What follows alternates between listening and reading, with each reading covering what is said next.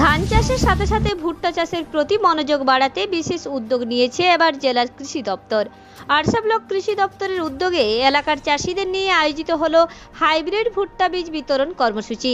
এদিন বিতরণ কর্মসূচিতে আরসা ব্লকের কৃষি আধিকারিক কৌশিক মাঝি ও আরসা পঞ্চায়েত সমিতির কর্মাধ্যক্ষ উৎপল কুমার 200 জনের বেশি চাষিদের হাতে ভুট্টা বীজ তুলে দেন। এদিন বিতরণ কর্মসূচি থেকে ভুট্টা বীজ হাতে পেয়ে খুশি হয়েছেন এলাকার ভুট্টা চাষিরা। কি পেলেন? ভুট্টা, হাইব্রিড ভুট্টা পেলাম। এখন তো ধান চাষের পর্ব, যে এখানে বীজ রোপণ করা আছে, সেই তার মাঝে ভুট্টা পেলেন, কি বলবেন? হ্যাঁ, সময়টা ঠিক এসে গেছে, ঠিক ধান রোপণের। এখন দেখুন এই আবহাওয়ার জন্য এখন সময়ে জল বৃষ্টি না হওয়াতে অসময়ে এগুলো হচ্ছে, তো এই কারণে পেছিয়ে গেছে। হ্যাঁ, এটা হাইব্রিড ভুট্টা। আমরা এই ভুট্টা চাষ করে আমরা একটু অর্থ লাভ করতে পারি। এই কারণে এডিওপুর থেকে ভুট্টা বিতরণ হলো। পেয়েছেন?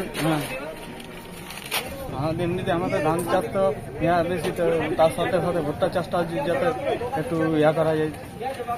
কি নাম আপনার? কালীনাথ সিংহরা। আজকে আমরা আরসা ব্লক কৃষি অফিস থেকে যে বীজ বিতরণ করলাম সেটা হচ্ছে আমাদের ভুট্টা বীজ। ভুট্টার খুব উন্নত প্রজাতির একটা বীজ বিক্রি করলাম আমরা। সেটা হচ্ছে আপনাদের শঙ্কর বীজ, মানে হাইব্রিড বীজ। অনেক চাষি উৎসাহিত হয়ে আমাদের কাছে এসছেন এখানে। আমাদের আরসা ব্লকে অনেক জায়গা আছে যেখানে খুব ভালো ভুট্টার চাষ হয়।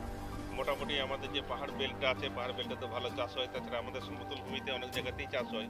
বিশেষ করে আমাদের যে সিটকাবাদ বেল্টটা আছে, সিটকাবাদ বেল্টের মধ্যে তানাসি আছে, নোনিয়া আছে, তাছাড়া ওইদিকে হেডকুকুই আছে, অনেকগুলো বেল্ট আছে যেখানে খুব ভালো ভুট্টা চাষ করে। সেসব চাষিরা খুব উৎসাহিত ভুট্টা চাষের ব্যাপারে। আমার সঙ্গে তারা যোগাযোগ করেছিলেন। আমার কৃষি কর্মাধ্যক্ষ এবং আমি দুজনে মিলে আলোচনা করলাম। আলোচনা করে সেসব চাষিগুলোকে আমরা আইডেন্টিফাই করলাম।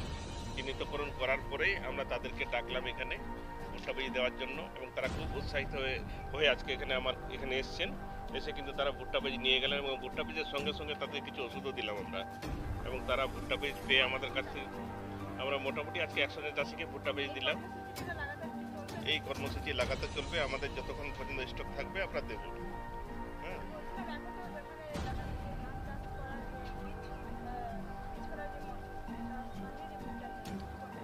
না, এই প্রসঙ্গে আমি বলি যে এখন যেহেতু আমাদের এখানে জলের কিন্তু আনইভেন রেনফল, মানে আমাদের এখানে কিন্তু এখন মোটামুটি বৃষ্টি হওয়ারই কথা। মৌসুমি যেহেতু ঢুকেনি এখনো, মৌসুমি কিন্তু আমাদের এখানে এখনো ঢুকেনি। আমরা এখন পুরুলিয়াতে কিন্তু বৃষ্টিপাত হচ্ছে না। পুরুলিয়া, বাঁকুড়া এবং যেগুলো আমাদের রেড লেটারের জোন আছে সেসব এলাকায় কিন্তু এখনো বৃষ্টিপাত শুরু হয়নি। আর ভুট্টা এমন একটা চাষ খুব কম জলে হয়।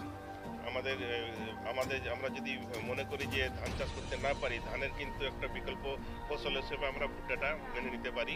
এবং ভুট্টা চাষের জন্য সবাই এখানে উৎসাহিত। বললাম তো, ভুট্টা চাষের খুব ভালো ভালো চাষি আছে এখানে। আমার পাহাড় বেল বাদ দিয়েও আমার যেগুলো সমতল ভূমি আছে, সমতল ভূমিতে অনেকেই ভুট্টা চাষে খুবই আগ্রহী, এবং ওনারা সব এখানে এসছেন আজকে।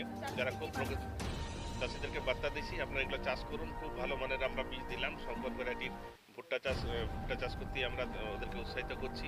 ভুট্টার একটা যদি ওরা কাঁচা অবস্থায় তুলেও বিক্রি করে ভালো লাভ আছে।